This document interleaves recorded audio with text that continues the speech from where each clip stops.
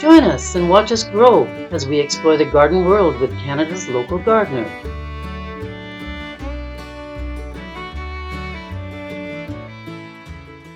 So we're here with Shea Doherty at our farm greenhouse. Shea has just 500 succulents and cactus and various things that you won't find anywhere else, and he knows everything there is to know about them. We were talking about kalanchoe being this Mexican hat plant that has, I'll just run over here and show you, all the little people on the edges, the little seeds and things on the edges, which is the Mexican hat plant, and it's actually a kalanchoe. But I see here on this tray we have an actual regular, is this a kalanchoe? That's actually a crown of thorns. Oh, it's a crown of thorns. Oh, okay. Yeah, these are the euphorbias. Right. So again, come from Mediterranean desert. Right. Okay. Most times you find them in that scarlet red. But we've managed to achieve, of course, white and a pink. And we did have a yellow, but we're sold out of the yellow now. Yeah, that's pretty cool. What's this guy here? So that's feather cactus. Where these grow in the wild, they get quite large. And between the feathers, there's enough room that the birds will actually nest inside. Really? There's a small bird in the desert that nests in it. And they use this to, of course, hide them, because there's other predators like hawks that devour them. And as a result, they use this cactus as their defense mechanism to hide them. And then they also, of course, they'll never take the feathers around where their nest is. Yeah. But at the lower end of the cactus, they take them and build their nest with it as well. You can see, as you're looking closer here, and I think we're getting a nice focus now, you can actually see how feathery they are, and there's space between each of the little feathers. That's fascinating. And it's a cactus. It's a cactus. Huh. I haven't seen that at the Peace Garden. They are the driest of driest cactuses. So whoever watered gets a smack in the hand, right? Yeah.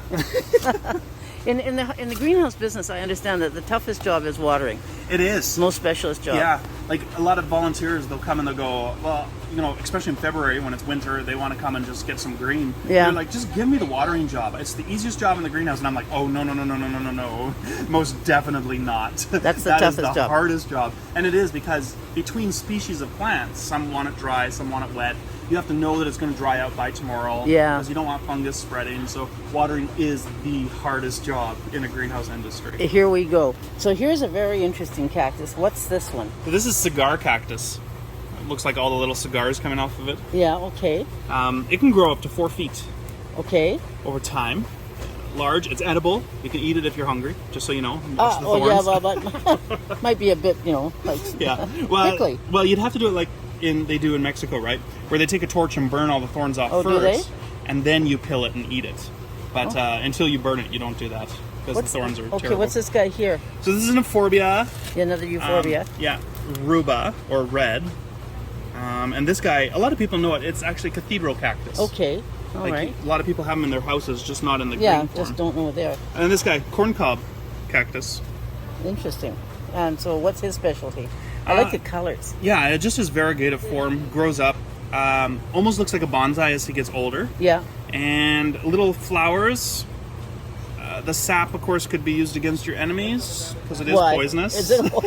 But Oh, well, we don't we have live in any Canada. enemies. We don't have any. No. So. Now this one looks like another one with feathers. Yeah. So this is golden quartz.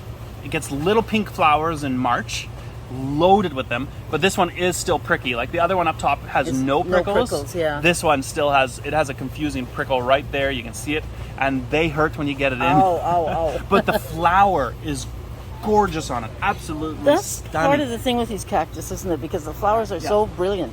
Well, Fluorescent. most cactuses only last like 2 or 3 days, right? Yeah. The quartz cactus often lasts up to a week. Really? So, and then they bloom, so many bloom that you get about a month bloom time with the quartz cactus. Fantastic. So it's just this constant ring of beautiful pink flowers always rolling. Well, and so here's another one with a lot of little prickles on the top. Yeah, so that is Ferox. It's an euphorbia again. So what's this? So that's another kalanchoe. Is it? But it doesn't get babies on the side, but what it will do is grow them from the center and grow Right. up. It's fuzzy, so it's felt. Yeah. Like it actually, give it a feel here. It feels exactly like, Oh yeah, it's very corduroy, fuzzy. right? Yeah. Like bang on. Yeah, like velvet. Yeah. Like velvet. So it has a nice soft, and then it gets that coppery toned color to it. Yeah. Very interesting and just fascinating stuff that you've got in here. And so, the cactus, I mean, that's a little more specialized. How many of these are hardy to our part of the world in Zone In 3? Manitoba, there's been found 7 species. And within one of those species, there's 9 colors. But there's 7 species in total that'll actually overwinter here in Manitoba. Outside. Yeah, outdoors, Manitoba. It's unbelievable. That's And fantastic. a lot of people don't realize if you actually go to Spruce Woods, there's 4 types of species, or there's 4 species of cactus that grow there, Just growing wild. just growing wild in the sand dunes. So what is this guy? So he is not a perennial here. I actually don't know the name. I bought a seed pack just on eBay or something or other, and had ended up sowing them, and this is what came out of it. So this guy is now 20 years old. Wow. He's nasty. His fruit is edible, Is it? and I've actually eaten it. It tastes like raspberry pomegranates. Oh my goodness. Like it's a combination fruit or flavor of fruit. Its pads are edible as well. Is this the kind they make cloth out of or leather out of? No, there's another species similar to it that they do. Because that's amazing too that they make leather out of. Would this be a ripe fruit here? Yeah. So that one is ready, or it's a little bit overripe now. Yeah. But yeah, that one is. Oh, wow, amazing. And I can see it's just finished blooming. It must have had some interesting blooms. So bright yellow flowers, about 2 inches big. Yeah. Single, no double, but total yellow. Like when it came into bloom, every one of these were just. Must have been spectacular. full bloom. It was awesome. Absolutely beautiful. So this is where you've got like a really interesting display of a lot of the plants that have grown up, become big plants. So these are all the babies that I've been collecting and keeping. We overwinter them, of course, here in the greenhouse. Here's that big sunshine. Like, look how tall it is. So I'm up here. I'm 6 feet tall. It's coming up 3/4 of me, so it's 4 feet tall right now. Yeah. Like, this plant's just amazing. Look at all the little rosettes. Like, it's just gorgeous. Now this isn't the same as the one we were looking at earlier with the rosettes. Not quite. The other one was the sunrise. This Right. one's the sunset. So a little bit smaller rosettes, more prolific with the rosette Right. style, but still same species of plant though. Now- Still an anomium. This guy here seems to be having little babies on the side. Is he related to the Kalanchoe or? No, so this guy again is an euphorbia or a cathedral cactus. Okay. And yeah, so they continue to shoot up like all the babies and just continue to grow straight Oh, up. okay. So that's really interesting too. Yeah. Low light plants. Yeah. Look at the trunk on this one, Dorothy. We've had it for I think 16 years plus, Really. and the trunk is 5 inches down and in. Holy cow! Look at that. Like it's just massive. So you do the right things for it, clearly. Oh, yeah. And that's what, like, just bonsai style, right? Like, Yeah, it's so interesting, the form. And what about this one? Is this? So that's another type of jade tree. Curly gray is what it's called. Yeah. And again, it's got the bonsai form, Yeah. nice root. Slow growers, right? That's what makes them really Yeah. nice. What makes them really interesting. Yeah. And how about this one? So that's an agave. And a lot of people know agave from, Yeah. what is it the Mexicans make from Yeah. agave? There's some kind of sauce, cream. Yeah. Yeah. And agave syrup and all of that. Right. But this one is just a different variety. Got little hairs on it. So in the wild, the birds would clip these for their nest. Okay. Take these hairs and make their nest with it.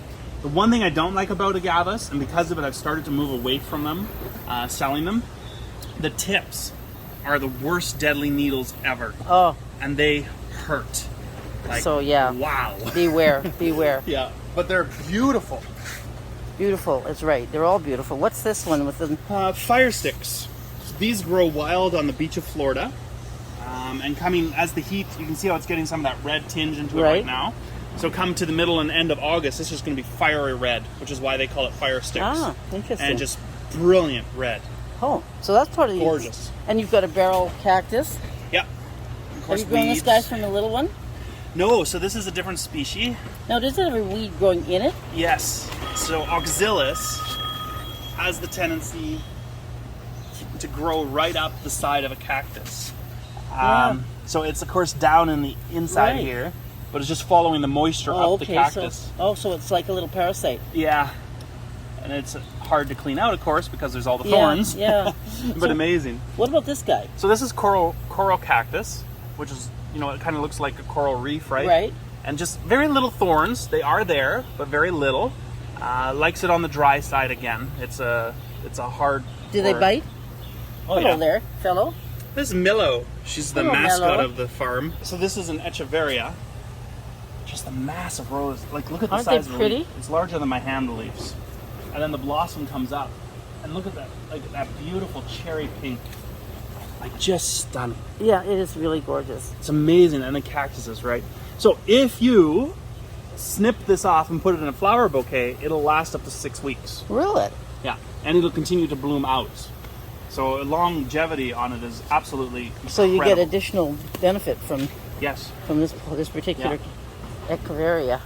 What about this cactus? It's about to bloom. Yeah, so that's a type of Mimiera, I believe is how you pronounce it. I Yeah. probably did it wrong. Everybody's going to go, he did it wrong. Oh, well, But we don't hey, care. but yeah, so the little pink flowers, so it blooms in a perfect crown once it blooms, all the way down to about this section, and it'll be total pink Wow. once it rolls in. And what about my kitty cat here? Does she not worry about the prickles? Sometimes she uses them as a scratcher, Does she? so... hey. Smart cat. She's Yeah. sitting on one. Be careful. You know, Shea, it's absolutely wonderful. What you do here is so amazing. And out by Portage la Prairie. Yeah, we're out And- by Portage, which isn't too far from Winnipeg. It's 34 minutes from the west side of Winnipeg. So it's actually a fairly quick drive if you think of it. It takes you longer to get across the city than it does to get out to us. here. Yeah, exactly. Especially if you live in Charleswood, where I live. Yeah. And you always have so many interesting things. You have fish. You have all kinds of plants. Still lots of plants at this time of the year. It was a busy year this year.